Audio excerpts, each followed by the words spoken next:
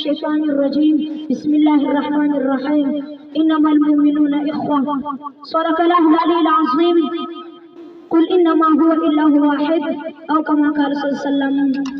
ہزار خوف ہو لیکن زبان ہو دل کی رفیق، ہزار خوف ہو لیکن زبان ہو دل کی رفیق، یہی رہا ہے حضرت سے قلندروں کا طریق. محترم عزیز کرام اور میرے مکتب ساتھیوں اور یہاں پر آئے ہوئے تمام مہمانوں، السلام علیکم ورحمۃ اللہ. آج میرا تقریر کا موضوع ہے عمل سے زندگی بنتی ہے جنت بھی جہنم بھی. سامعین گرامی، اقبال کہتے ہیں کہ انسان کے قدر عمل کے حسن سے ہے. اگر اس کا دامن اچھے عمل سے بھرا ہوا ہے تو اس دنیا میں بھی اس کی عزت اور آخرت میں بھی اس کی عزت. وہ پردیا قوم جس کی زندگی عمل کے سو سے خالی ہے، وہ ایک لفظ بےمانی اور ایک جسم میں بے روح گفتار کی رہ گزار ہے. اس لیے نبی کریم صلی اللہ علیہ وسلم اسلام کی آواز اٹھاتے ہی پہلا حملہ اس نے کردار اہل مکہ کے سامنے رکھ دیا. گفتار کے اسم پہ مقصد اور بےمانی ہے. اگر اس کے ساتھ کردار کی خوبی شامل نہ ہو، کردار ہو تو اس کی شان اور شفقت کی ضرورت باقی نہیں رہتی. جو کردار سے کھل جاتی ہے تقدیر کی راز حسرین میں پھیلی. عمل سے کیوں منہ کے اندر جذبہ جوش میں ولولہ پیدا ہوتا ہے، روا دوا پانی تاثر رہتا ہے، ساکن پانی میں منہ پیدا ہوتا ہے، سکون کو قبر کے آغوش میں مل سکتا ہے. زندگی تو جدا ہوتے بات ہے لیکن یہاں انسان حرکت و عمل سے رستہ رہتے بہتر ہے.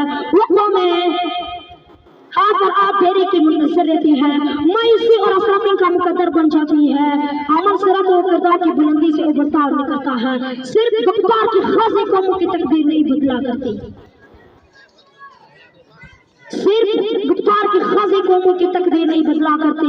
صرف نہ ہو تو عرض و رخسار سب غلط، صرف نہ ہو تو عرض و رخسار سب غلط، خوشبو اڑی تو پھول پت رنگ را گیا.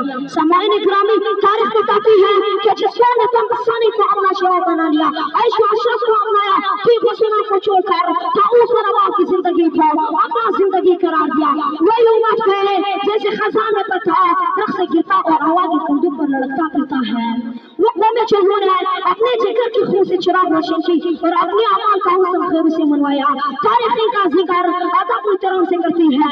عرب جب اسلام کی شاعت کے لیے نکلے تو ان کے سینوں میں ایوان کی دولت اور ان کے دامن میں عمل کی خوبصورتی تھی. جو کہتے تھے وہ کرتے تھے. ان کے پہلو قول میں کوئی تضاد تھا، اسی تضاد کا دوسرا نام منافقت ہوتا ہے اور مسلمان منافق نہیں ہوتا. جناب والا وقت گزرتا جا رہا ہے، تاریخ تیزی سے مرتب ہو رہی ہے، زمانہ اپنے منزل کی طرف ہوا دوا ہے. اپنے اور پاکستان کی بقا کے لیے کوشش اور جذبے کی ضرورت ہے. اگر ہم تنقصان بنے رہے تو ہمارے راستے میں تاریخ منزل دو بن جائیں گے. اب میں اپنا تقریر اس شعر سے ختم کرنا چاہتا ہوں. یہ کاروان اصلی ایک الزام ایسا، یہ کاروان اصلی ایک الزام ایسا تو میں چل گئے ہیں جس کی رواداری میں. والسلام.